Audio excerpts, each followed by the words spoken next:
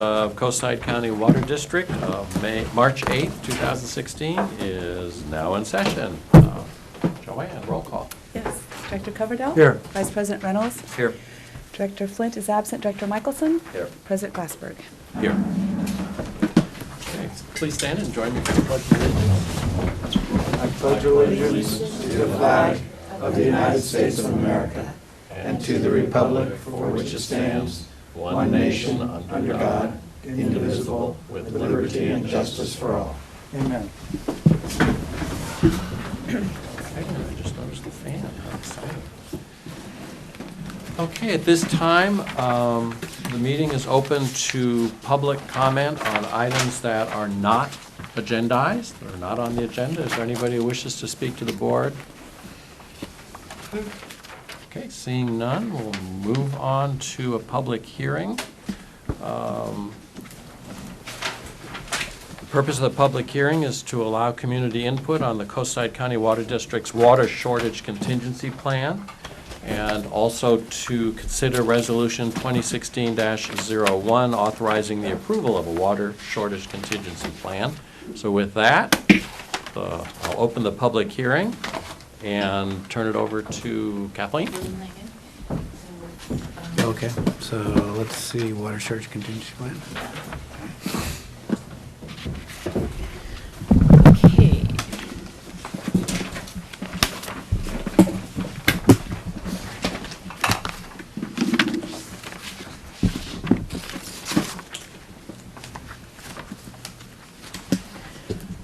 Okay, water shortage contingency plan. So we're holding up the public hearing to consider the adoption of an updated water shortage contingency plan, and that will be included in our updated urban water management plan, hopefully.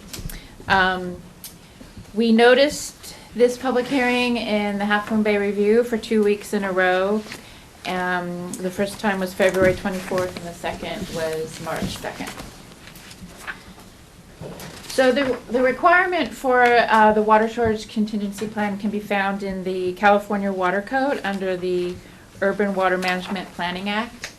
There's a description there that requires agencies to provide water shortage contingency planning and analysis, and to include that analysis in their urban water management plan. So the state's objectives in requiring these plans is for water suppliers to adopt a water shortage contingency plan to make sure that water suppliers can manage their water supplies during the different types of water shortages. And then they also set priorities for how water agencies should approach that, and one of them is to conserve water supplies for the greatest public benefit, to prioritize domestic use, sanitation, and fire protection, and to minimize adverse impacts on economic activity and environmental resources. So some of the required elements of a water shortage contingency plan include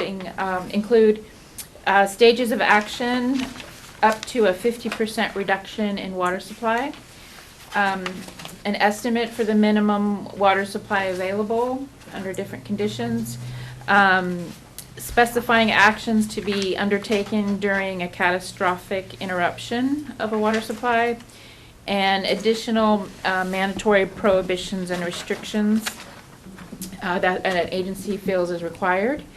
It requires a consumption reduction methodology, penalties or charges for excessive use, analysis of the impacts of each action on revenues and expenditures, draft resolution or ordinances, and a mechanism for determining actual reduction in water use.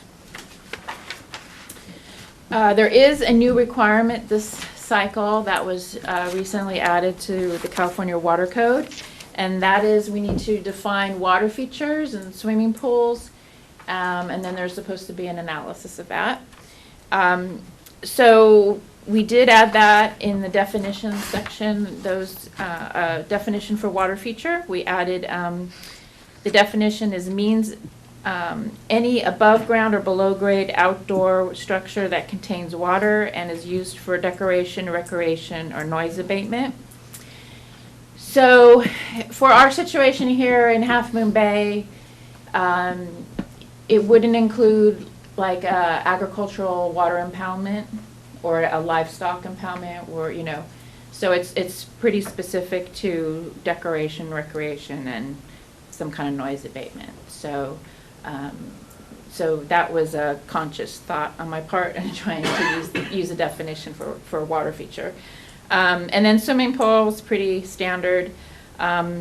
It's any structure intended for swimming or recreational bathing that contains over 18 inches deep of water, and includes above ground and in-ground structures, but is not limited to hot tub spas and non-portable wading pools. So this update to our water shortage contingency plan, it does not change this. I'm not changing our approach to how we manage water shortages. Our approach is more like a menu option where we describe the different shortages and then actions that the board and staff should consider under like a 10% water shortage or a 20% for whatever's appropriate for that specific shortage.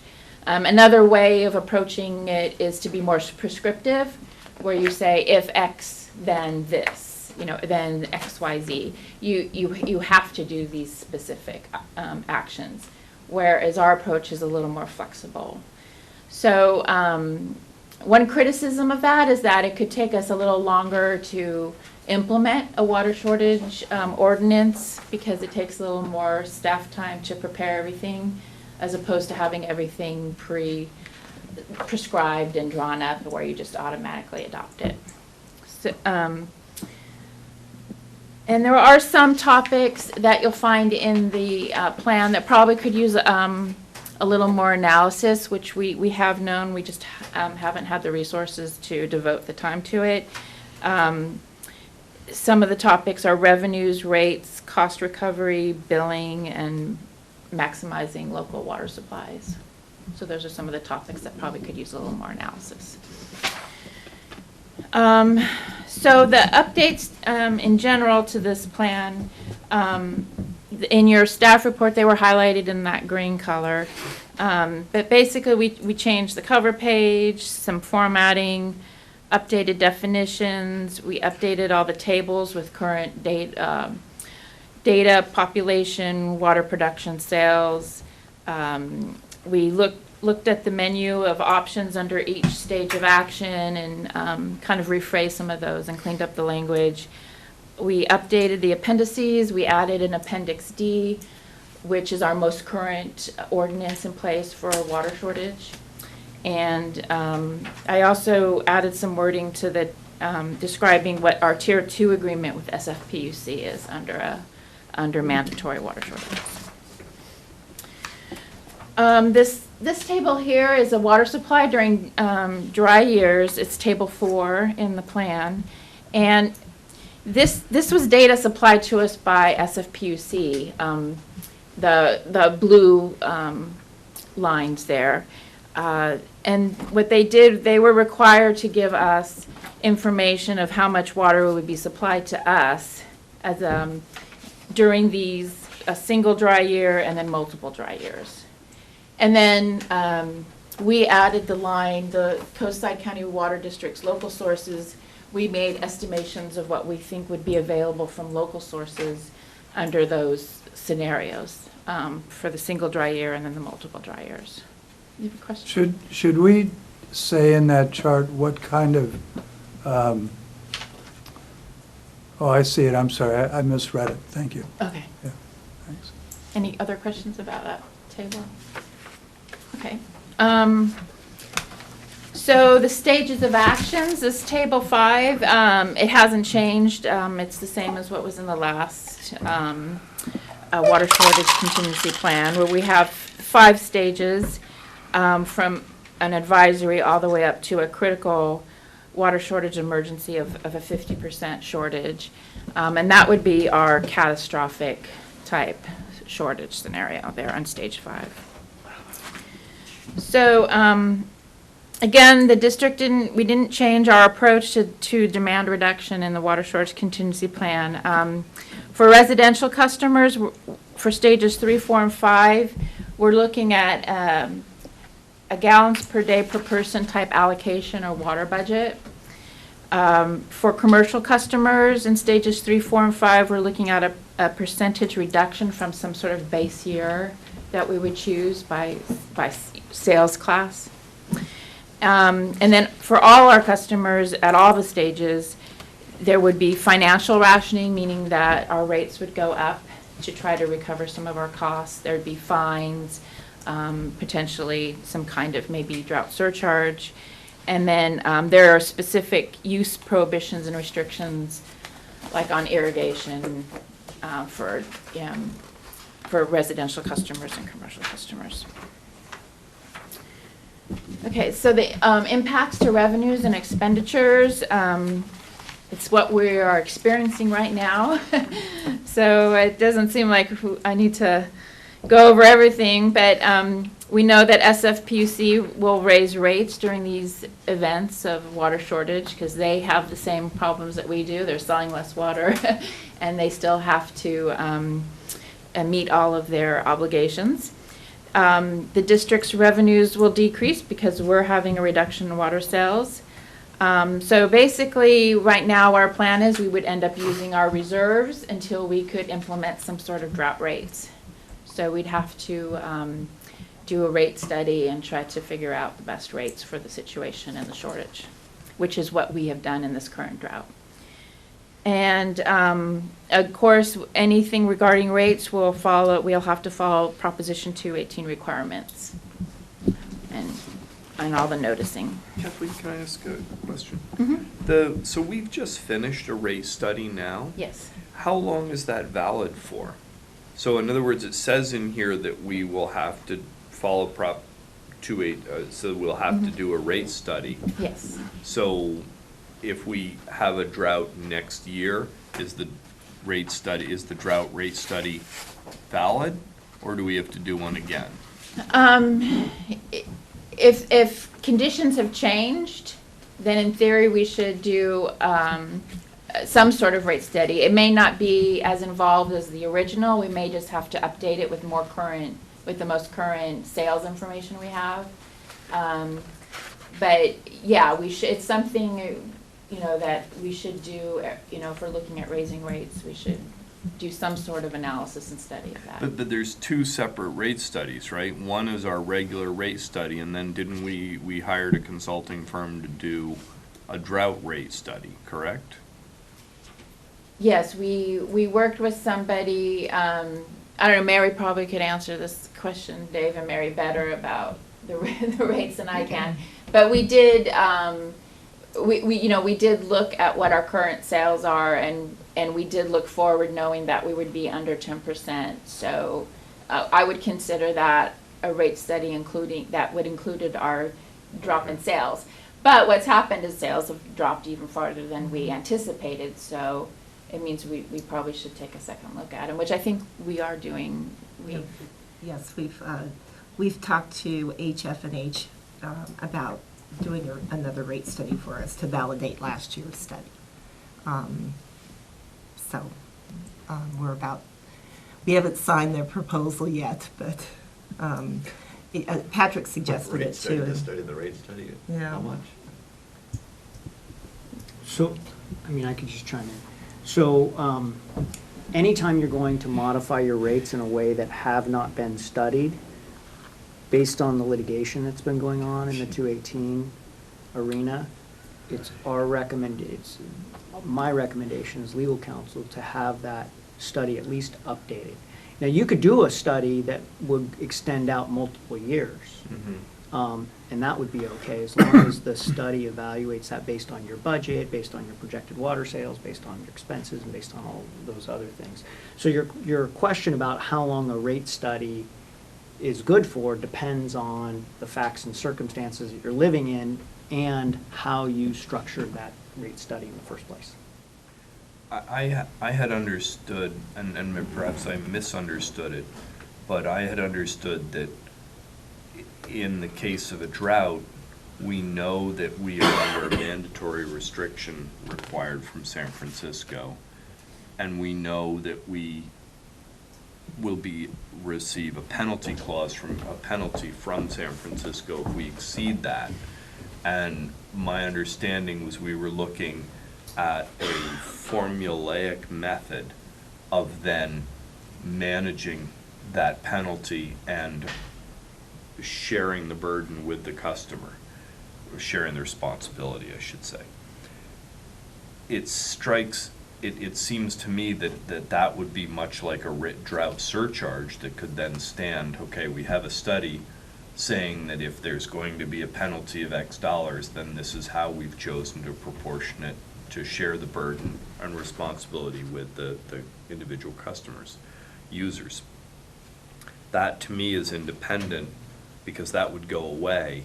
That's tied to the severity of the drought and the penalty that San Francisco's putting on us, that would then go away as soon as San Francisco rescinds the drought level. And I had thought that meant that once we've got that study and it's part of our formula, then if San Francisco declares a stage 4 drought and there's a $7,000 penalty a day if you go over, then we would be able to apply that without then studying that all over again. And am I wrong on that? So you're comparing a San Francisco contractual penalty, or whatever they call it, I think they might call it a surcharge, I'm not Yeah. 100% sure. Is that what they call a on that, surcharge? versus a drought charge. A drought surcharge may be different, because there may be different ways that you calculate how that would come into play.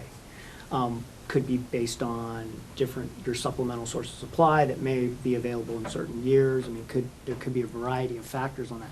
I think if you're just focusing on the San Francisco one, if we know for certain how that's going to be implemented and what the impacts are going to be, and we've studied that, then I think there might be something to where you could just keep implementing that in the same way.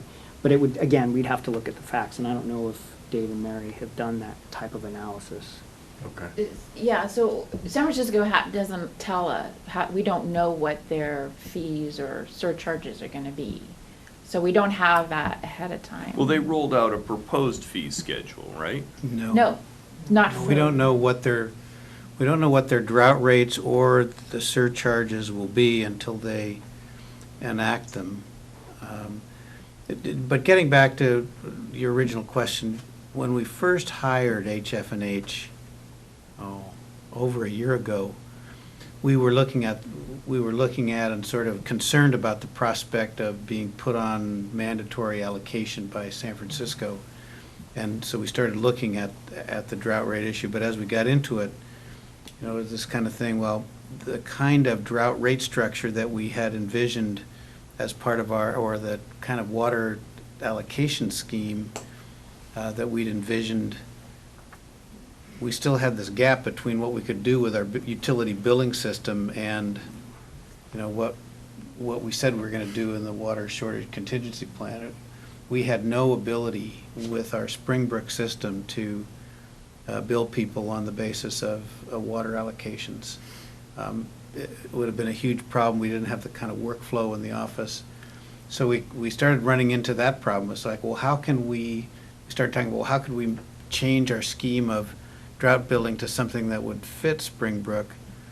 And then, San Juan the governor's restrictions hit April 1st, then we had the San Juan Capistrano decision. So all of that, the rate study evolved into something that had a great result, and that was that we now have something that we think is the best possible effort we can make to comply with the standards set by the San Juan Capistrano decision as we understood them last year. So we got that. We still don't have like an off-the-shelf, ready-to-go drought rate formula, which is kind of what we thought we might be able to develop. I mean, after going through that, it seems like we've got to be a lot closer to the drought to do a really good job of that. One of the major factors that has changed our picture is that our water use is so low now that after San Francisco goes through its tier 1 allocation, and then Bosca gives them the tier 2 allocations, you know, we're using water at a rate right now about 1.3 MGD is our run rate today. That's even a little bit below our San Francisco tier 2 allocation. So when we looked at that a couple of years ago, we were at 1.8 and thought, boy, if San Francisco gives us 1.3, we're going to face huge penalties. So, you know, our picture with water use and you know, everything is so dynamic. The water use, the 218 decisions. I mean, nobody has really figured out the 218 thing yet. Patrick may contradict me, but there's just not enough case law for us to say what complies with 218. And that's one of the reasons that we'll probably be doing more frequent rate studies as we, you know, as we get a better understanding of what the courts are really going to require, and as legislative efforts to kind of fix those problems progress.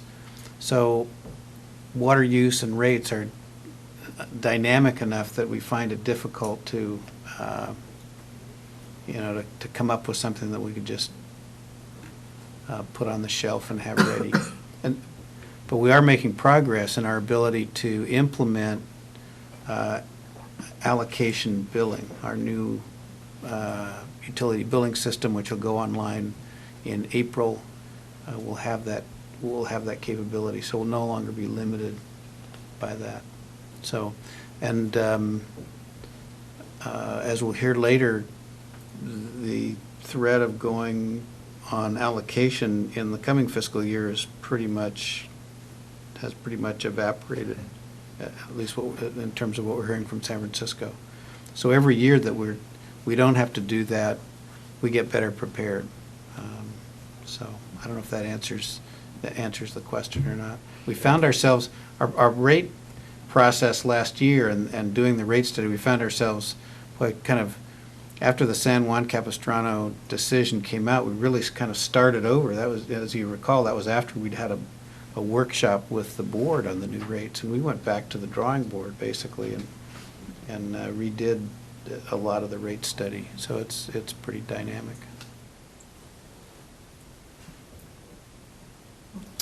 Okay. Still on water supply So, allocations. yeah, still on this stage 5. So this is part of Table 8, which is in the Water Shortage Contingency Plan, where we try to show how the allocations by sales class under the different shortage scenarios. And this just shows the base year, which would be a 0% deficiency, and stage 5, which is our worst catastrophic type stage, and a suggestion. This isn't exactly how it would be. We would study this at the time, but how that water would be allocated among the different sales classes, the percent deficiency, and then how many million, what that translates into in million gallons for each sales class. And the most difficult part of this is picking that base year, what's zero deficiency. So the one trend that we've noticed basically since around 2008 is this, even before the drought. Well, we had a drought in 2007 to 2009, a 3-year drought. Since then, we've just seen this our sales just consistently kind of get lower and lower. So it's really hard to know what our base is at this point. What what we consider normal. We kind of keep with these droughts coming more frequently. We're having trouble deciding what is normal for sales and usage. So I chose what I thought, kind of an average over, I think, like 5 years or so, and used that as my base year. And then broke it down, and I had to pick a number also, which was somewhat arbitrary, is how much water is going to be non-revenue water. So I chose 8%, and I kept that steady through the stages. You could argue that it would go down as our usage goes down. It may stay steady. It just depends, it's something we don't have a lot of control over if it's related to leaks in the system and that sort of thing. So this just kind of gives you an idea of, this is, the state wants us to do this kind of analysis so that we're thinking about these things and how much water and who's going to get the water and what are our priorities as a community. Taking into account we got to meet a minimum health and safety for our residential customers, and we're trying to not impact our commercial, our business customers as little as possible, so that we don't try not to impact jobs and the economic health of our community during a drought. So it's a balancing act. Kathleen, in a situation like we've been in where the governor actually said we're going to be doing rationing at whatever, or reductions at whatever level he or she may decide, would that then become, because he established a base year in this case, was it 2013? 2013, yes. So would that then become our base year Yes. if we were under those conditions? Yeah, so that's what we were looking at 2000 for the state. Now we're comparing on our reporting and everything 2013. And that's been extended, so we'll do that again this year. And it actually worked out for us. The type, I must say, the way we've set up our water source contingency plan with the menu type option, it actually worked out for us because when we wrote the plan, the state had never done this before. So when we wrote the plan, we weren't thinking that the state was going to come in and tell us what to do. We always had the scenario of where we were going to get instruction from SFPUC on what our allocation is going to be. So, and then the state didn't match what SFPUC wanted. So I think actually our approach worked well for this our current job that we're in right now. Some agencies actually had to go. Agencies that had really prescriptive type plans had to go and get them revised because it didn't fit that scenario of having the state come in and tell them, this is what you're going to do. You're going to do these prohibitions and restrictions. You're going to limit irrigation, and you're going to meet this percentage reduction from 2013. So, so that was a positive, that having that flexibility. I'm curious how we would get a restaurant to cut their water use by 55%. To be honest, they would probably not be able to serve as many customers. So it means if they're open for lunch, maybe they're not open for lunch. They're only open for dinner. It used to be like in the drought in the 90s, what a lot of restaurants did is they went to paper plates and paper cups and just threw things away, so they didn't have to wash dishes. But now there's a lot of pressure on businesses not to create solid waste. So that option I'm not sure is available to restaurants as a way of saving water. If you notice our service area and our restaurants, they're not going to save that 50% by cutting back on irrigation, because how many restaurants in our service area have a lot of irrigation to begin with? They don't. So it's going to immediately impact their business, any kind of shortage. So, it could be if if a restaurant's already implemented a lot of water efficiency to begin with, a 20% cutback is going to hurt them. Where they would, have to take a serious look at their business. So as we adopt this, do we have flexibility in the future? Because I'm really uncomfortable asking a park on the beach to cut 50% and asking a restaurant to cut 55%.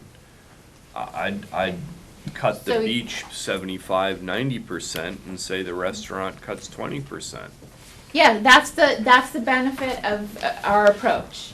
So again, this is just an exercise. These are examples of what we would do, the analysis we would do at the time we're declaring a water shortage. And I would have to choose I would reevaluate what the base year is. We would start from scratch, we would analyze what the base year, what our customers in those sales classes are currently using at the time that we declare the drought, or water shortage. And then staff would make these decisions, and we would have to come to the board and get your approval on it. So that's our approach in here. It's not prescriptive. I'm not saying, in a stage 5, it's going to be exactly like this. This is just an example, an exercise to show the public and the board the type of analysis the staff is going to have to do. We've got so much water, and we're going to have to allocate it. But we have flexibility on how we allocate it, depending on circumstances. It's also an allocation, not a cut. So they're going to get 55% of their base year. They're not Cups being half cut full. 55%. I mean, it's still nasty, but. Yeah, so they're it's being cut nasty. 45%. It's not, even at a 20%, if you ask most businesses to cut 20%, a restaurant or agriculture, that's huge. It's going to be an immediate impact. And that's what we have to consider. So what the approach in this type of situation, what we usually do is you usually cut back residential pretty severely in the beginning, because you only need so much for health and safety, to take a shower, and you try not to cut back businesses right away, except for irrigation. You may, that sort of thing. You may, for the irrigation, you may cut back. But those are the kind of tough decisions that, we'll have to make as a board. We're going to have to prioritize water use and try to be as fair as possible and still meet the requirements that the state has on us to meet basic health and safety. Have we done any outreach to, for instance, the Harbor District on methods because if they switch to salt water for boat wash down instead of fresh water, that's an enormous reduction. And it seems like partnering and having those discussions now, rather than during the middle of the crisis when we're all over busy and Right. under duress, it seems like talking to these groups ahead of time and saying, look, if there is a shortage, we need, in other words, if we're running this exercise, we're merely a partner in this, not the sole entity. And it seems like it would be extremely valuable to discuss and ask these categories to run the same exercise. And specifically, the school district is one that could certainly do this. The Harbor District could certainly do this. The agricultural, the beaches and parks. I think that we're missing. We would be missing an opportunity if we did not engage those agencies. Yes, so staff has discussed that, and again, it's been just a matter of resources and time, and we did at one point discuss hiring some consultants to help us. What we'd have to do is do some sort of focus groups and reach out to the different special interests, like your restaurant groups, your agriculture, like you said, the Harbor District. So we would have to identify those and then do some sort of reach out and then do some sort of focus groups, some public meetings where we talk to them and get their feedback on, when are you going to go out? If we told you today you had to cut back, 30%, would you still be in business? I mean, that type of discussion of, we would need feedback. And yes, so some water agencies have done those type of focus groups and that process. It's pretty involved. It can take over a year. It takes a lot of staff time and resources. But that would be yes, that is something that definitely would be of benefit for us and helping us make decisions on prioritizing it during these different stages of water shortage. If, if that chart is just an example or a problem solved or an allocation or an exercise, shouldn't we identify that? It is in the plan, it should be labeled example if I did that correctly. Let me look it up, make sure. So we don't cause panic in the community? Yeah, so table 8's labeled example of water supply allocations by sales class. Oh, great. Okay, great. I don't know if that's enough clarification, but that's how I tried to clarify. No, I think that's great. I just didn't see it there, so Yeah, I didn't put it in the slide, but it's. no problem. Good job. And when we get into an allocation situation, those allocations would be set and approved by the board in a public process in which you'd be guaranteed to hear from the folks advocating for their interests. That's what's happened in the past, is what I understand. So why do we wait until the actual drought to review and discuss? I mean, if we've already identified categories we would discuss this at, why wouldn't we have this discussion now when we can say, hey, we're going to restrict parks by 90% and have the feedback in a non-emergency situation versus having the governor breathing down us, you have to cut this now, and we're sending out a certified letter saying today was your last shower. Why wouldn't we? Why are we going forward with just an example of what we would do during the emergency? Why not actually say these are the tentative numbers that we're discussing now? Because I mean, if we label this as, well, we'll do something, but it'll be along this protocol, it leaves it. It's sort of like saying, well, if there's a fire, we're going to run from the building and we'll figure out which way. Right, as Kathleen said, that would be a good idea, and we've talked about that, and we actually got a consultant's proposal to help us through that process. It's a lot of work. It's many public hearings. It's and the numbers looked big, and the process looked pretty daunting. So will it be cheaper or faster or easier during an emergency? Well, it will be a matter of some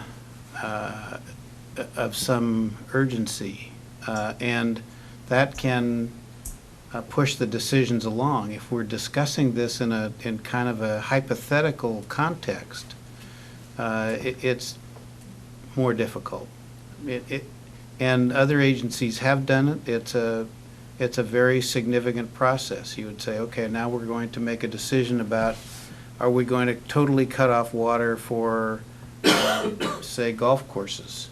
And we'd have a meeting about that, and of course you would hear from the golf course, and the fact is that we don't really, going through that exercise, we don't really know how much water we're going to have. And had we gone through this exercise when we first started talking about it, 3 years ago, the picture would have been dramatically different. If you look at this chart, the base year is 754 million gallons of gross demand, and as you'll hear when we talk about the budget, we're at 570 right now. So, and we didn't foresee that 2 years ago or 3 years ago. So there is, we look at drought and allocations differently than we did a while ago. And so there is the prospect of spending a lot of money, and the consultant proposal we got was pretty breathtaking. It was like a couple of $100,000.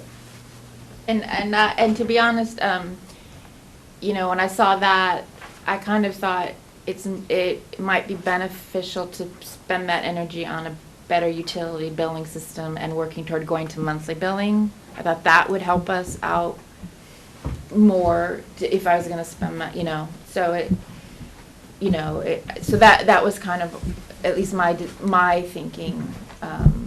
We're making a lot of progress in the direction of systems and procedures that would allow us to manage this kind of a water cutback. But we're not quite there yet. It's a difficult process. It's very painful, and it's hard to, to inflict pain on the basis of a hypothetical problem. I mean, when San Francisco says you got 50% of the water you had last year, then we're all, we all have a big threat to deal with, and it helps us, I mean, realistically, it helps us to come together and deal with that. We circle the wagons. People, people have a much easier time dealing with that than they do with a hypothetical what if, so, but basically it was a matter of resources. And a year from now, we'll be in a different position with utility billing, and what many districts have done is they've gone to billing systems that make these cutbacks a lot easier to implement. You still have to go through the policy decisions of, do we provide water for people's horses? Do we, or domestic animals? How much do we allocate for commercial? Do we favor, why should we put the golf course out of business in favor of the restaurants? You'll have people in here arguing about, well, I provide more jobs than these guys do, and it would be a long process.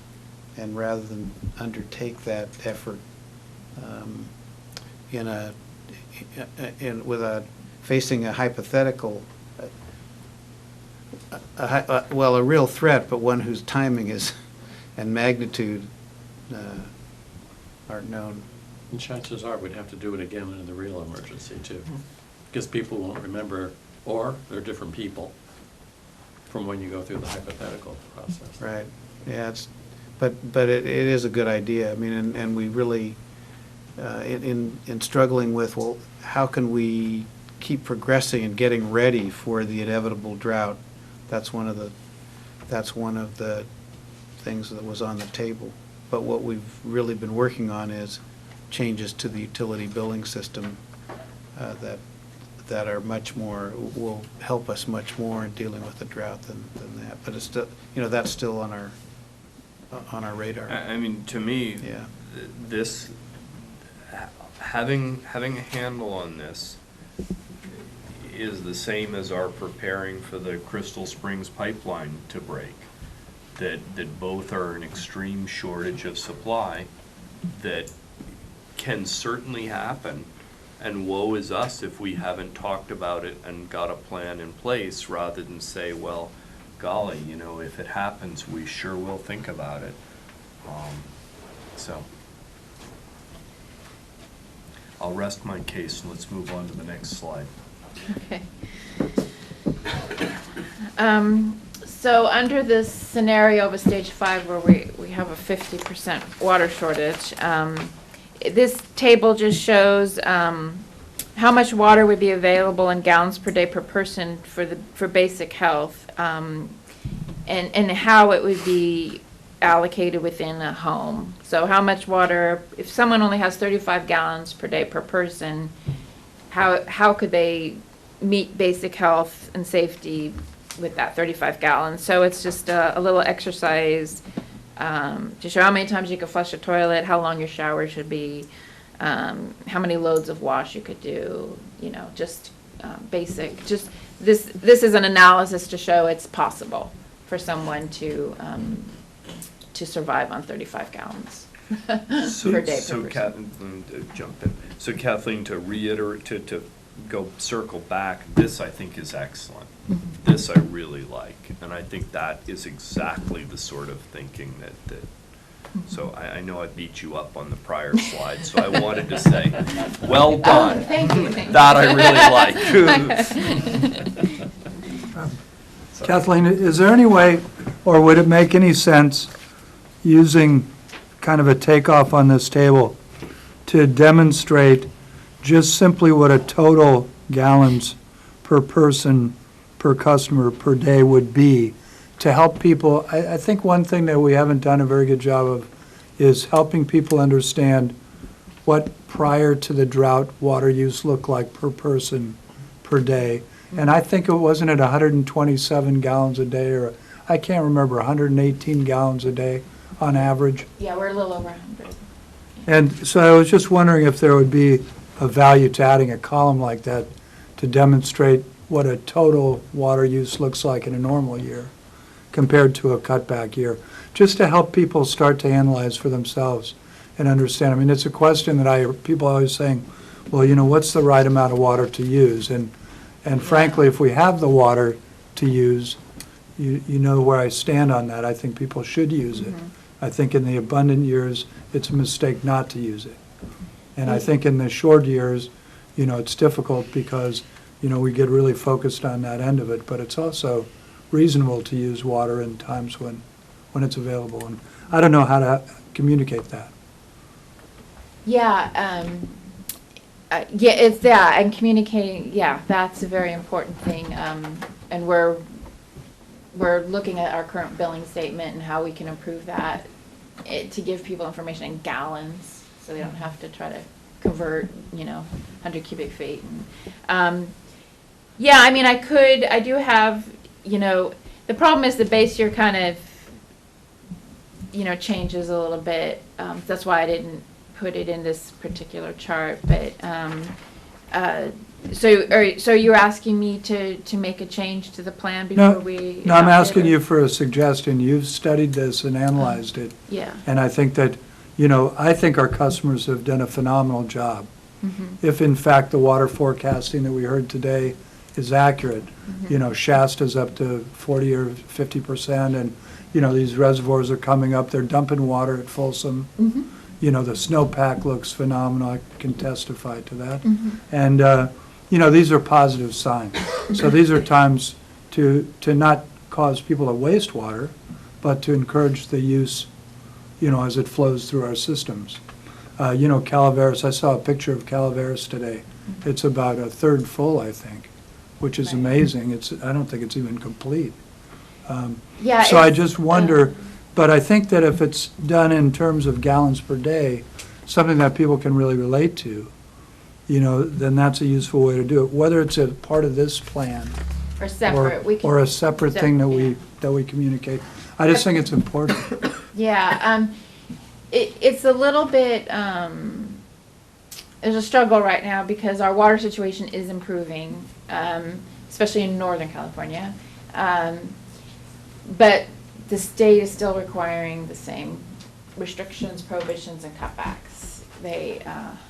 So the messaging is kind of tricky with our customers, but I think that is a great idea to show them like where they are. So we're probably, in the high 50 gallon per day per person right now. And we could go up a little higher than that into we probably could go to and still meet our requirement, if people went to 61, 65 gallons per day, depending on what our population is. But, And what's the WF for the washer, clothes washer? it's water factor. So it's how much, a water factor is how much water per 1 cubic foot. So I had to make an assumption about the efficiency of the machine, the clothes washer, when I tried to come up with a number for gallons per load. So that was the efficiency standard on the clothes washer. Very meticulous. Good job. I don't know how accurate it is, but it was an attempt. More accurate than the one before? I did the same methodology the previous water source contingency plan. Oh, okay, so the conclusion. So if there's any other questions from the board, I can take your questions, and if there's any questions from the audience, we can take those. And then we can close the public hearing, and then the board can consider the resolution for adopting the water shortage contingency plan. Okay. Any other questions from the board? Okay. Hearing none, are there any public comments? Seeing none, then I will close the public hearing. And we are at this point considering Resolution 2016-01, authorizing the adoption of a water shortage contingency plan. Is there any discussion? Looking for a motion. I move we approve the water shortage contingency plan as presented. I'll second that. Okay, we have a motion and a second. Go ahead. Yes. Director Coverdell? Aye. Vice President Reynolds? Aye. Director Michelson? Aye. President Glassberg? Aye. Okay, Thank you. moving along to the consent calendar. Are there any items that directors would like removed from the consent calendar? So the comment I have is I reviewed the checklist. Oh, yes. I mean, it seems silly calling it a checklist, check report, Board list. and found it in order. Thank you. I have a question, if I could. Sure. Staff does a great job of keeping track of rainfall, and I just wondered, we were at 13.9 or something like this through February. Do you know how much we have to date in March? 4 inches. So 4, because they're reporting 4.6 in Half Moon Bay officially, but you're reading In it. my office, it was 3.5 at the beginning of the week, on Monday morning, so we might have had a half an inch since then. Uh-huh. I'm guessing, I didn't look at it today. Yeah, great. But, Thanks. you know, About 4. I thought that was pretty interesting that we were at 17, that makes it close to 18 inches. And last year was barely over 19 inches for the whole year. So good. So it was a pretty nice start. Yeah, we had 5.5 at my house in that last storm period since 1st of March. Wow. Yeah. That's a lot. So I think, as you get back in the trees a little bit more, I think It's the rain Yeah. dancing. well, yeah, that too. Well, we're getting But we call serious that snow. praying, actually. Yeah, and there's serious snow in the mountains unlike last year, so that's great. Rain Saturday. Yeah, and Okay. the snow in the Sierra is unbelievable. I mean, there were 48 inches in the last few storms at Kirkwood, 58 at Sugar Bowl and Squaw. That's an amazing amount of snow, on top of what was a lot. And Saturday's snow, I would say the water content was 60%. It was the most ridiculous stuff. Can't believe you could call it snow. It was like a Slurpee. Yeah. Sierra Cement. It was a Yeah. Slurpee. That's great. Thank you, Joe. Directors' comments, meetings attended by directors, anything to report? Oh, we didn't approve the Yeah, we- consent. Oh, yet, sorry so- about that. I got all excited there, ready to move on. That snow does. I move we approve the consent calendar as presented. I'll second it. Director Coverdell? Aye. Vice President Aye. Reynolds? Director Michelson? Aye. President Glassberg? Aye. Aye. Okay, now let's move on to meetings attended, directors' comments, anything to report? No? Going once, going twice? All right. General Snow business. research says it's good. There's lots of snow, Oh, that's great. lots of snow. Deep. That justifies that. We now have had our snow report, so that justifies your continuing to go and check on behalf of the board. I think it's important, and I don't expect any compensation Certainly not. That's a good for a thing. meeting attended. We wouldn't want you to be disappointed. Okay, general Tickets are business. expensive. First item is a resolution of intention to approve an amendment to the contract with CalPERS. Dave, was there anything you wanted to say about this, or should we? This is just something the board indicated an interest in that would give us the option of allowing employees, certain employees under policies and procedures yet to be developed to take partial service retirement. The benefits are that we can keep key employees around through transition periods. This is a more flexible arrangement than hiring retired people under the PERS rules. So this is an option the district will have if we make this contract modification. We're working on how we comply with the requirement to present to the board the likely costs of this contract modification. We don't think it has any costs beyond just the normal costs that the district would incur in having people work or work longer. So it's not like going from 2% at 55 to 2.5% at 55, where you need a big actuarial analysis to see what the costs are. Really doesn't have much effect, but we're working on whether we're going to have to get some actuarial analysis of that, which we present to the board at a future meeting. So the first step in making any change to our PERS contract is to pass a resolution of intention, and that's what we have here, as well as the proposed language of the revised contract. Okay. Any I think it's a great idea. Gives us flexibility and maintains what I think are really prime resources of the district, personnel. So I'm in favor of it. I think it's a great idea. So am I. Any comments, concerns, questions? Is there a motion to approve the resolution? I'll make a motion to approve the resolution as Okay, presented. motion from Director Reynolds, second, someplace? No second? I'll second. Ah, there we go. Oh, my goodness, got a little nervous there. Second, Director Michelson. Roll call. Director Coverdale? Aye. Aye. Michelson? Yes. And President Aye. Cuthbert, thank you.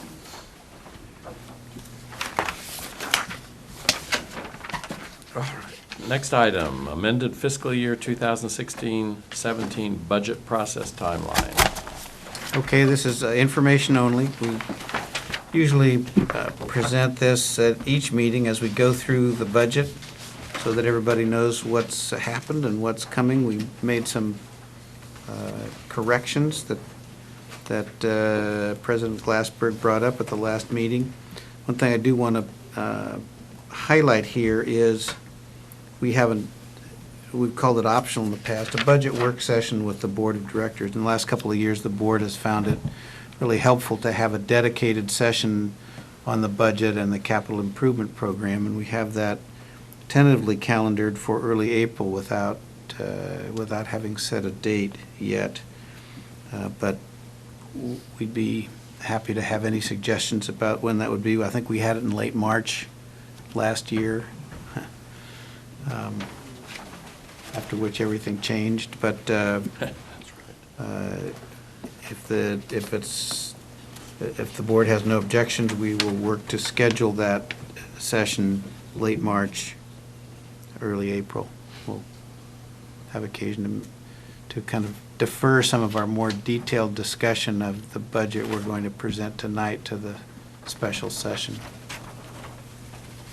Good. Questions or comments on the timeline? Well, it looked like we were going to meet on the 21st, is that, or some, that's really the only committee meeting, isn't it? Yeah. 21st or 23rd? It's the finance committee. Yeah. So I thought it looked good. It looked like the budget has been shifted around, and we're Oh, 23rd, okay. pushing a lot more early, and so we'll just have to talk about that in capital improvement. So I appreciate all the information. It's great. Are we going to get to get all that fun little graph where we get to watch the reserves? And do we get to see all that stuff? You got all that Yes. stuff? Yeah. Workshop, yeah, we don't Workshop, usually do yes. that at on our first presentation of the budget. Oh, yeah, but if you get excited, that'd be kind of fun. Speaking of Absolutely. budget, shall we move on to the draft fiscal year 16-17 operations budget and draft fiscal year 16-17 to 25-26 capital improvements program? Is that Mary? That's Mary. Take it away, Mary. So tonight is really our first look at a high level of our fiscal year 16-17 budget and our CIP, and we're having, I'll wait till you get a copy of the PowerPoint.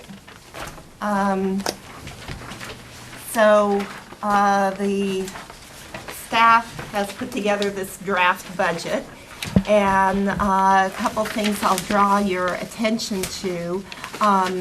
First of all, we haven't included any kind of rate increase, so this $9,280,000 is what we're projecting to end up the year with in our current scenario. And we are, so, revenue is down from what we budgeted last year. However, we also, though, we're projecting lower operating expenses than what we budgeted last year. And then we have an increase in our debt service. So what happens with this view, without any kind of rate increase, our contribution to CIP and reserves would be $1 million, whereas we've normally operated with $1.8 million to $2 million in recent years to CIP. But we'll need to look at that in conjunction with our current year with this CIP, and also with that model you like so much. So I love that model. yeah. So to reiterate some of what we discussed in our hearing tonight, obviously our water sales just continue to go down, and we budgeted this past year at 590 million gallons, and we're this month on a run rate of 570, and we keep going down every month. And it's, in terms of sliding our revenues. So basically for this first pass, we used, 570 million gallons. Our state drought mandates are in effect at least through October. So, but we have far exceeded our 8% mandated reduction goal. And, we're looking at, water use is, 20% lower than our, calendar year 2013 levels. And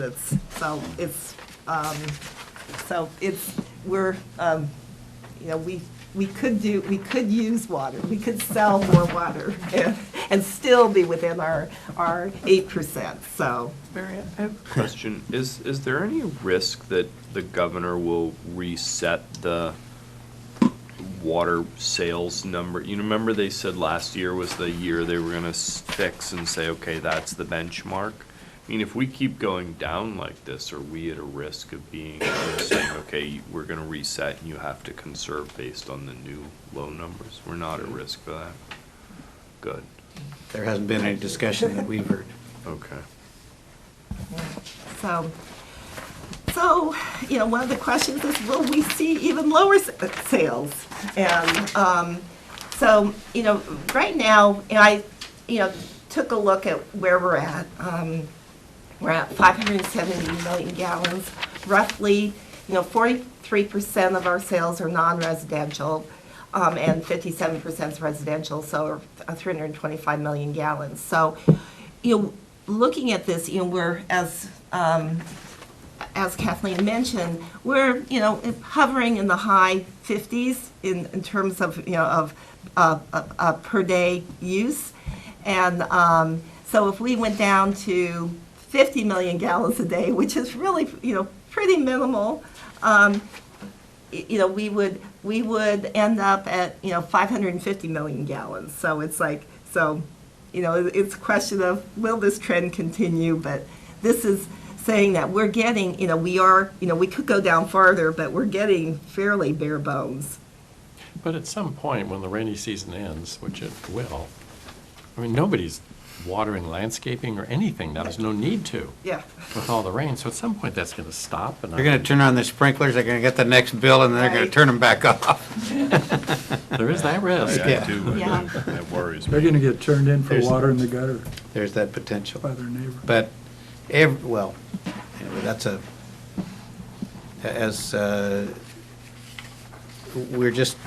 we keep saying, well, where's the bottom and how much risk is there in this 570 assumption? I think you asked that question in a meeting we had. Well, where does it bottom out? And people's basic needs are probably in the range of 50. That's about what it is in San Francisco, I think. Yeah. San Yeah, Francisco, 40 San Francisco they're 45, retail, aren't they? yeah, it's Yeah. even lower than that. So it means without outdoor irrigation, that's what people use. So. Yeah. So there is, on the downside, there's still room to run, and we need to keep that in mind. There could be a bottom. You could look at the other side. Right. There could be a bottom near, Where's the bottom's probably 40 gallons per day. And we wanted to show this slide. We went to the SFPUC annual meeting in February, and they presented this slide of what they're using for their budget projections. And if you look on the bottom, 3 dots going out, 15, 16, 17, it's 110 million gallons per day, that they're just looking at it as being a flat, forecast at this point in their numbers. So it's everybody has a bleak outlook here. Mary, did they say why they anticipated wholesale rates to drop so much more than their retail rates? These are sales. These are sales. Sorry, Right. I apologize, that's what I meant. Well, I think it reflects just the nature of San Francisco. There's no outdoor irrigation to speak Okay. of. They're already very low per capita So the rates. suburbs Yeah. has much more irrigation to cut, landscape irrigation to cut back on, therefore it can drop considerably more than the asphalt jungle of San Francisco.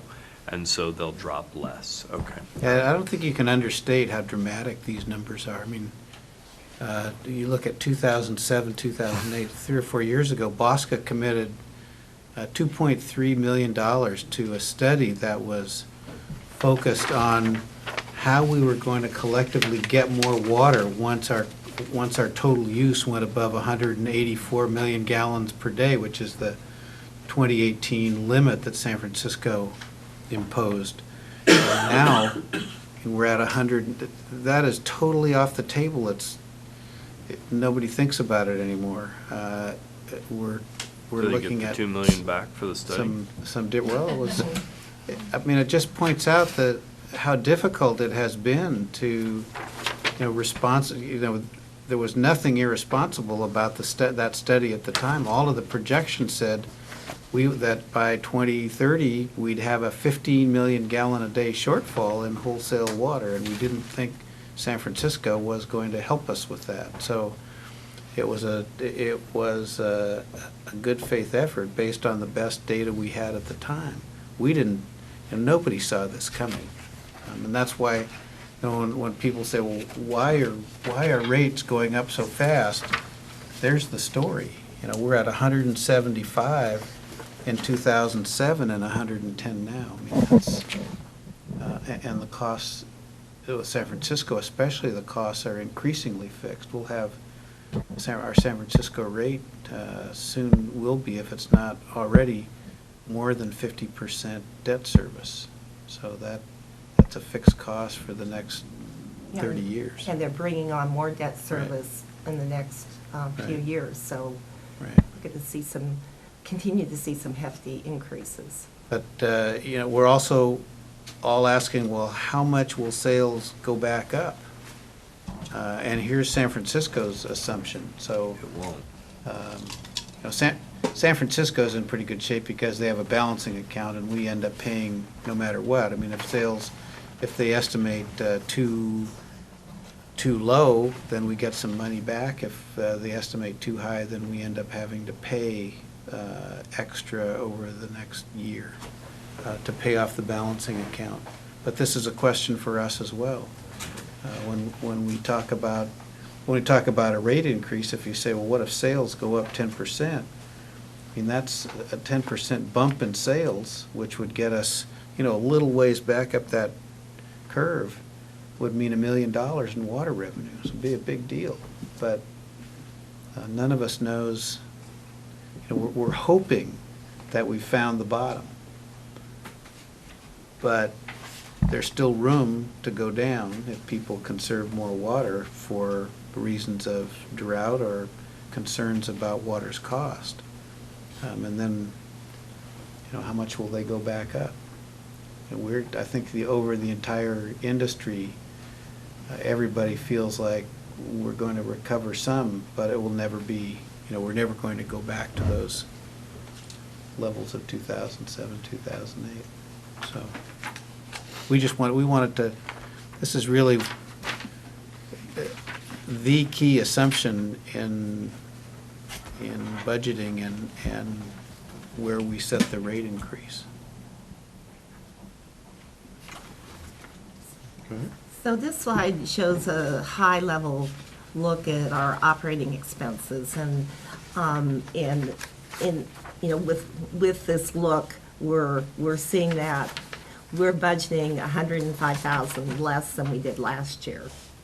So if you go on to the next slide, so if we look at each of these items individually, for water purchased, we are showing a $220,000 decrease. Now, this does though we have some assumptions in this. We're reflecting a greater reliance on local sources. So with Denniston and the wells versus using San Francisco water, given recent successes. So we've had some good months with Denniston, and so we're hoping those continue. And so we've built in some increases. We're increasing our estimate for using local sources, 30 million gallons, over what we're projecting that we're going to end the year at for 2016. And that's about 150,000 in savings. And also, if you look at, next year, we're projecting that we're going to be use 61 million gallons more in local source water over 2015 levels. So, and then any cost savings is partially offset by an 8% San Francisco rate increase. And just to let you know on that, their public hearing is going to take place, I think, May 10th. So I think they're going out with their noticing, shortly. So, we'll hopefully that, we'll have, an idea at that point. They generally have stuck with the number they give us at the wholesale customers meeting in February. So we had our meeting on February 18th, and they told us 8%. That was after they had talked to us in December and scared us with 19% to 33%. So it was a good strategy. We all felt great. Okay. So for electricity, right now we're just using similar numbers. 2016 plus a 6% rate increase that we've seen over the PG&E had a rate increase in March, and they've had a little series of little increases. So possibly upside if we're using local sources, but then we have some huge demand charges on our Crystal Springs bill. So if we have to turn on the pumps, we get charged, fairly, a high amount. So we just have to watch that. And then with other expenses, we've reduced some expenses. Like we had a high, studies and consulting budget this past year because we had to do the urban water management plan, and we had some water loss and some things. So we're projecting lower numbers there on community outreach and election expenses. And so we also, right now, the budget reflects kind of status quo on personnel. We haven't made adjustments to any, staffing levels. And right now, it includes 2 vacant positions. So, and we have included, we still have to get final numbers on a COLA, but we have included the COLA. Realize we're going to have an offset this year where employees will start contributing 2% more on their pensions. So, But then we'll lose it after that, won't we? That 2%. yeah, We'll because all we'll be be- all done. It's done at that. Those of us with an 8% employee share will be paying the 8% as of July 1st, which is most of us. So I was looking back at last year's presentations, and I had many risks with our drought. But I think But I think right now, we're in the, two main bullets, and one being, if we do continue to see lower sales, if we keep trending down, we could, that will impact us. The other risk that we see is that if we have to rely on San Francisco Water, if we're not as successful next year with using local sources, but Joe is very optimistic, right? Yes. So is the staff. So, but that's, that's where we could, have, some downsides. The next piece is our capital improvement program, and the 10-year CIP right now stands at $33.5 million, and it's a decrease of $702,000 over last year's numbers. And key projects that you'll see, we've moved, we've talked about our meter replacement and advanced metering infrastructure. We moved that up, but we tried to stage it over 3 years. We have obviously our Denniston booster station in Bridgeport pipeline, and an El Granada tank recoating, and we have some other pipeline replacement projects. But we'll go through that more when we have our various finance committee meetings and budget workshop. And Dave, do you have any? I don't know if you want to say anything on that or. We'll go through some of those. We'll go through some of those details at our workshop. No big surprises in the capital improvement program. So, the plan for 16-17 is 6.3 million as it stands in your what you have in front of you.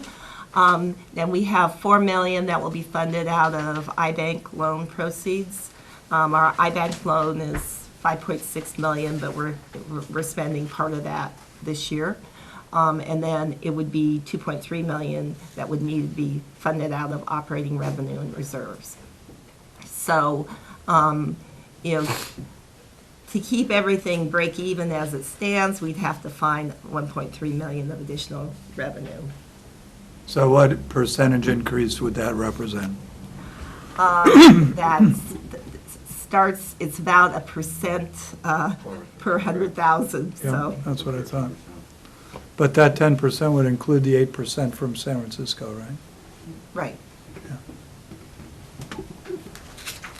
But we'll need to look at this also, as I say, in terms of our financing model. Yeah, I just wondered if you had a sort of a feel for it. I wasn't trying to put you on the spot. Great. Well, I love the fact that the risks are going down and the benefits seem to be going up. Well, I hope so. You get low enough, it all looks like upside. Yeah. Don't you like that? Yeah. I mean, gosh, that's a lot of water right there. So, as we said, March 23rd is the date of Finance Committee meeting, so. Right. So do you have any questions, or? I did, but I'm not ready. Okay. Any other questions? I like the format. I mean, I like less paper. This is so much easier for me to get my head around this as opposed to a tree. So I appreciate that. Thank you. So, but if you want to get into all the detail, it's posted on our website, so. So my question was, on the operating side, the revenue side, so you figured on the full property tax and the full ERAF refund. I mean, we used to kind of guess those at half or something just in case. Well, we left it at what we budgeted last year. We actually, like ERAF, for instance, we've received 325,000. Oh, great. But it's, but we budgeted 200,000. Great. Because we just don't know what we'll be getting. Yes. Well, that's why I was interested to know how much you received actually. And I'm glad to see that you budgeted it in. I think it's good. Are we really selling service connections right now?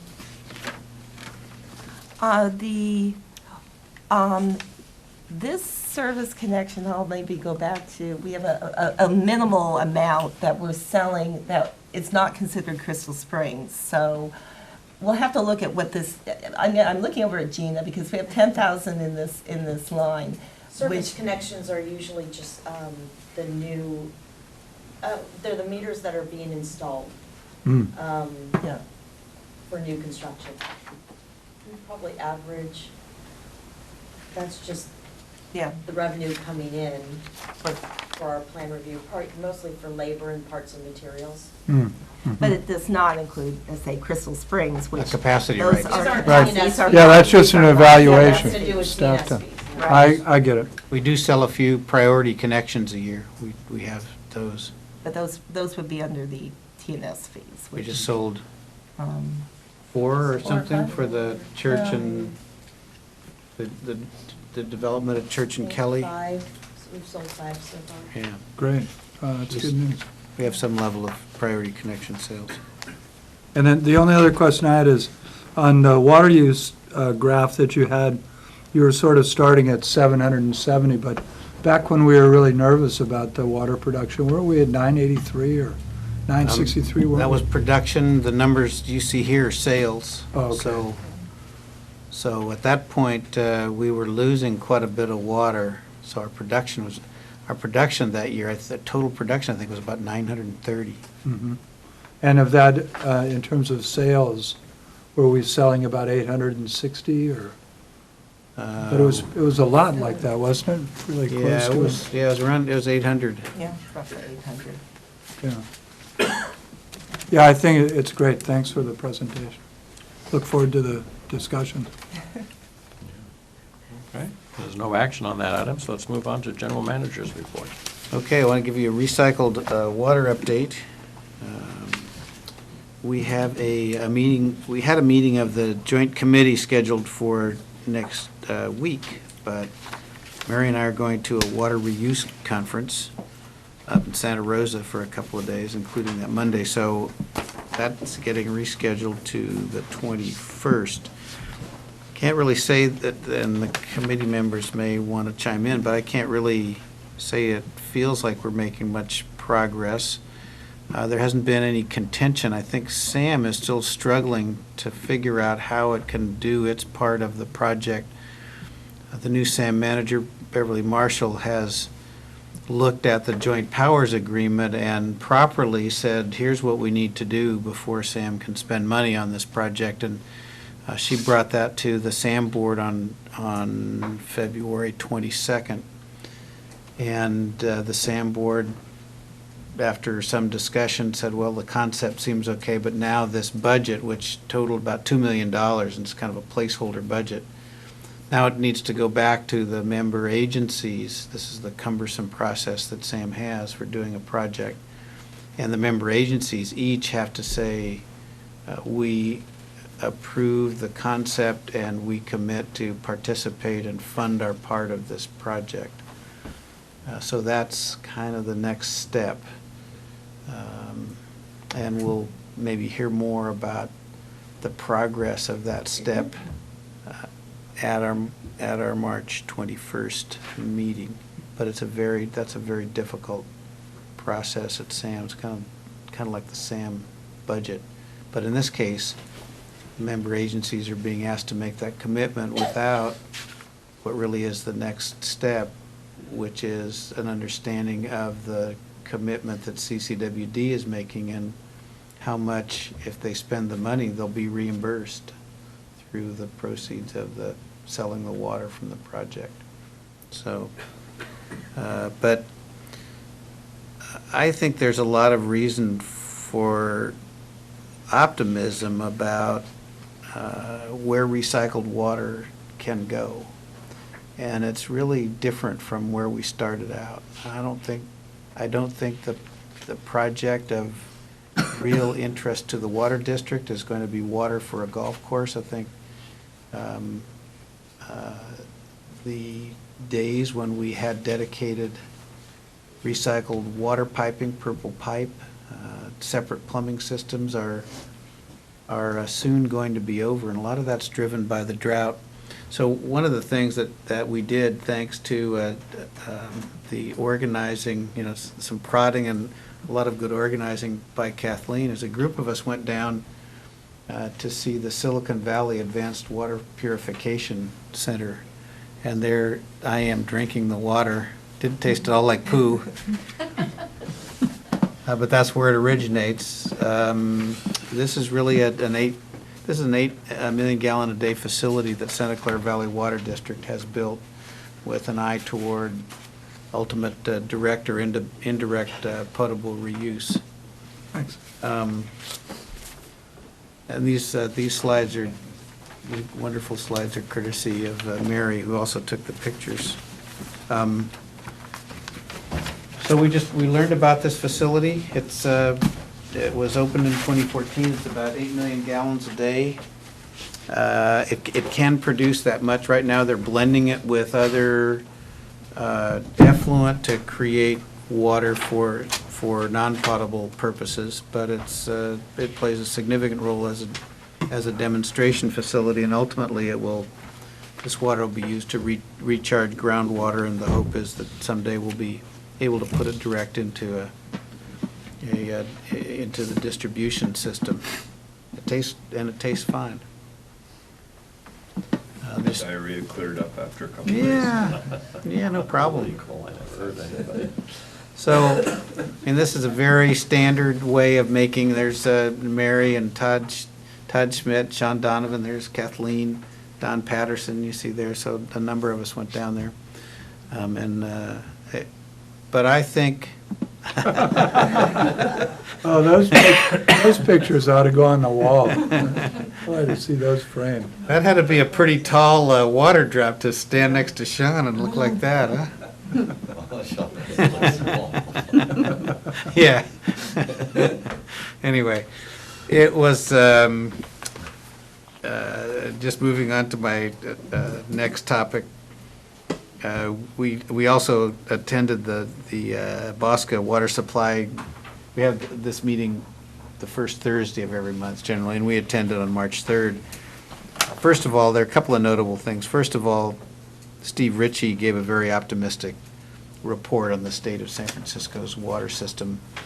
It's quite possible that the system, including the water bank, will fill up, and these storms we've been having improve that possibility, and there's no prospect that anybody is discussing of going any further than the current state requirements. In fact, San Francisco just in the last couple of days put out its new water supply availability report, and they said, well, we won't expect any more of the wholesale customers than what their state conservation tiers have been. So that takes us from a 10% voluntary to an 8%. So our customers could use a little more. Maybe they could leave the water running when they brush their teeth or something like that. It would really help us out. But the other thing that was included in our presentation and really got our attention was the momentum that these indirect and direct potable reuse projects are getting throughout the Bosca world. There are a number of agencies and combinations of agencies looking at significant potable reuse projects. One example is Silicon Valley Clean Water, formerly known as South Bayside System Authority, who say they could make as much as 8 to 10 million gallons a day of water for groundwater recharge and ultimately indirect potable reuse. And most amazing of all, they're talking about augmenting surface water reservoirs with this recycled water. And San Francisco is participating in the discussion with the potential for augmentation of Crystal Springs water with this recycled water. So, 3 or 4 years ago, nobody was talking about this. And now it's become a major focus. It's a really interesting development, driven by the need for water supply. We looked at those, the drought cutbacks. As soon as you're making recycled water for potable use, your drought picture really changes. Here, just on the coast side, there's the potential for 1 million gallons a day of totally drought-proof supply, which would eliminate the kinds of economically painful cutbacks that are implied by Kathleen's chart.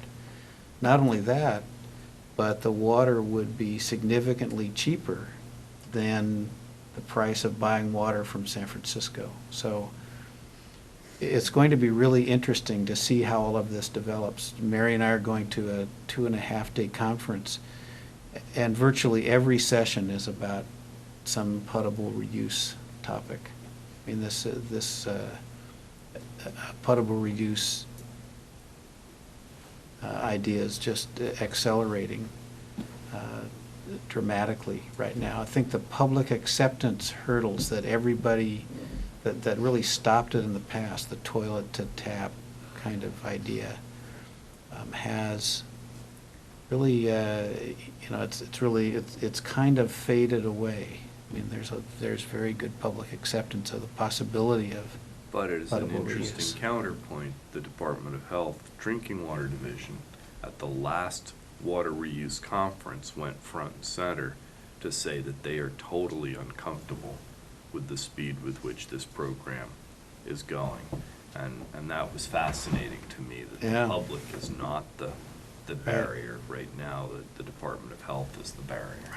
It's driven by economic factors, the need for drought proofing in an environment where, so many water supplies are under threat. And the ability to have locally sustainable supply is, it's a very exciting prospect. And I think it's one that we have here that would really transform our recycled water project from something that doesn't pencil to something that would be very beneficial. That's its potential for the future. The other interesting part of it, in terms of the San Francisco wholesale customer world, is the cost of, we collectively have invested huge amounts of money in a transmission system to bring us water that's essentially free. San Francisco doesn't pay anything to get the water, and we're paying the fixed cost of this transmission system. Think about when people start taking significant chunks of that San Francisco demand offline, the costs of debt service and other aspects of running the San Francisco system don't really go down. And the way that the water supply agreement works now, the people that don't have this alternate supply will be using a higher proportion of San Francisco water and paying a higher proportion of San Francisco system costs. So it's going to be really interesting to see how this plays, to see how this plays out. So what are the implications for our current recycled water project that all these agencies are putting together in terms of timing?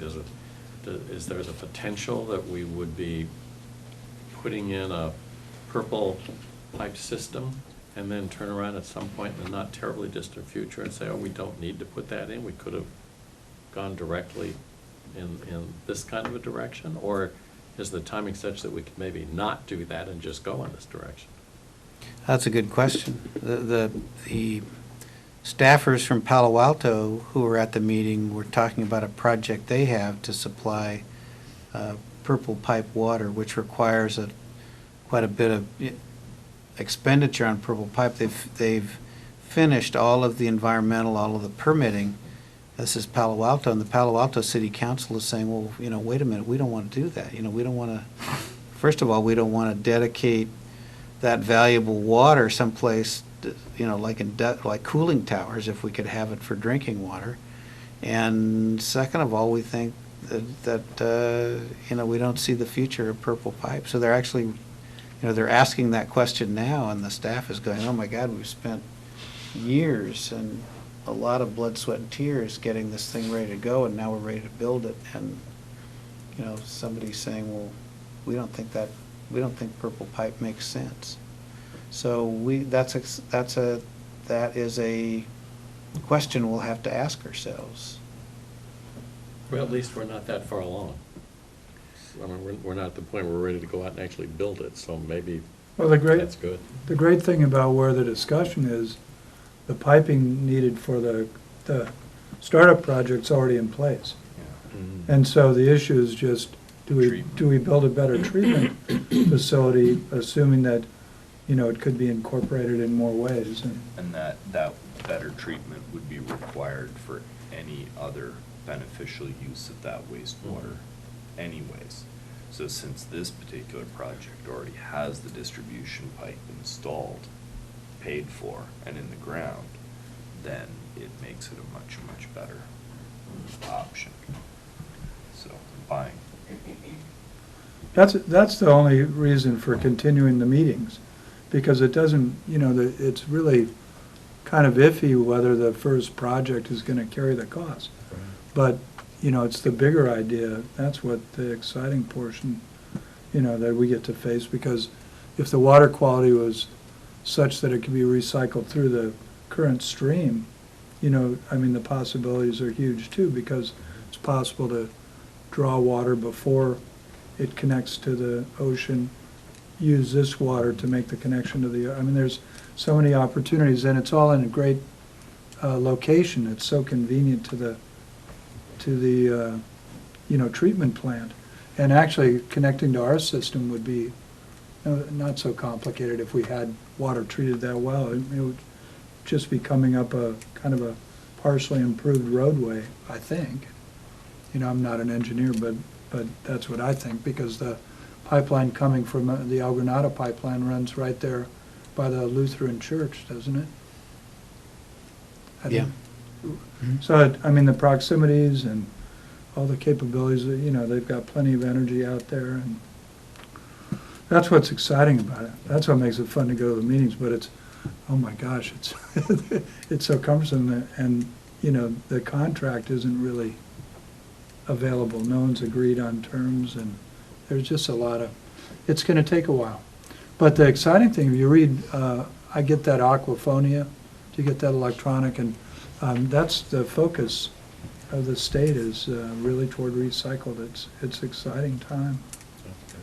And I think there may be a lot of money available that, we could tap, and maybe a bigger project's more in order, Yeah, it would be good to go for the golden ring and do something like this. Oh, yeah, I think it'd be fantastic.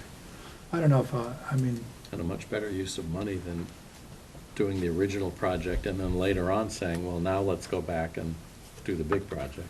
well, do you get the feeling, Glenn, in the meetings that the idea now is to really analyze how to have a system built there that can be added onto and improved over time? I think there's been a strong current of this is a first step in learning how to do this process and how to use the water, and to set up a framework to be able to continue moving forward. And so that's been my reading of the attitude and the goals of the parties. And it makes it a lot clearer why Granada and Montero are so interested. Because if it came out as drinkable water, it could go right into everybody's use. So, it's really exciting. It's just big. So you don't want to get excited too early, because there's so many little steps to get to the point of the excitement. But I've never seen a more positive group of people, the players involved right now, there's not a lot of negativity, so that's great. Because that's taken 20 years or so, I think. Well, we had to wait for something big like this, that's all. Okay. Okay, you covered both your items? Yes, Okay. I'm done. And the operations report? Well, in February, we ran Denniston every day. Wow. Which was really another good milestone. And we're focusing even more on the local sources. We have a strong commitment to getting more wells running. That just makes me thirsty. We are working on well number 9 at Denniston with the hopes, and possibly even another well, with the hopes of maybe prolonging our Denniston season. Because as you know, come July, there's not enough water in Denniston Creek to supply both the farmer and us, and so we have to set that source down. If we could get enough water from the wells, maybe we could subsist on 200 gallons per minute flow to feed Denniston. So we're looking into that. We had a hydrant hit this last month, in February, and it did cause about 30 water quality complaints. In the south part of town, the hydrant was hit at the Ritz-Carlton. And this is another reason, this is another result of the drought, the fact that we get water quality complaints, because we just don't flush the system. We don't do our due diligence in keeping our pipes clean. Hopefully this year, we'll be able to start the unidirectional flushing program again, which we will focus in El Granada. Dave just received an email back from SFPUC as to recommendations for the Stone Dam pipeline, a more permanent solution than what we have, and we will be, I'll be focusing some energy and efforts into getting this done. With the Stone Dam pipeline in place, we'll be able to utilize Pilocitos water more, which is a gravity-fed system, which eliminates the need for pumping over the hill. Once this is done, we'll focus then on a blending station, so that we could possibly blend Crystal Springs water with Pilocitos water to again extend the use of Pilocitos source. And if there's any other questions on my report, I'd be glad to answer them. Thank you, Joe. I was interested in fact, quite a few meetings with this school district over the gymnasium at Cabrillo. Yeah, they have a lot of grant money, and so they're really focusing on 3 projects right now. It takes up a portion of our time here. Is there anything in particular about? I'm just wondering how those are going, that's all. Oh, they're moving right along. It's a learning curve for them to. I was gonna say, for whom? It's the school district after all. But I think we're pretty much got them all in order. I mean, there's always little issues that come up, but we negotiate, and we resolve these issues. Can I ask you a question Oh, through the sure. chair? How did you feel the meeting went with Weisenberg and John Chow? Did you get a good feeling from that? Excellent, Great. excellent. That's good news. Yeah, that was a very good meeting with them, and they give us some really good suggestions on what will get through the plan review board. They give us some tips, etc. Mainly they say, use pictures, maps, holograms, mood music, whatever. Harmonica. Cater it. And did they, any kind of timeline, do you have a feeling on that? Well, I hope to get before the plan review board on their first meeting in April. Great, Which will be about mid-April. great. They've been really helpful. If if the Plan Review Board goes for our proposal to put a permanent pipe down the road that our temporary pipe is now laid on, there's potential for us to get that permanent pipe in within the next year or so, where we thought we were going to go through a big Saving environmental a lot of money. process and all that kind of stuff, but they're getting more comfortable with this kind of, fitting within the notice of exemption that we did and not raising some of the issues that they didn't want to raise. So if we could get that done, it would really be tremendous. And they've kind of pushed us and said, we'll give us the proposal, we'll try to solve the problem for you. And if you can put that pipe in, then we'll either keep renewing this temporary license, or at some point we'll do an easement. But let's try to get this done. Wow, that's great news. Yeah, so they've really been helpful. That's great news. Anything else for Joe? All righty, I think that, items for future agendas from directors? Okay, hearing none. This meeting is adjourned. Not quite a record. Not a record. No, we'll discuss that.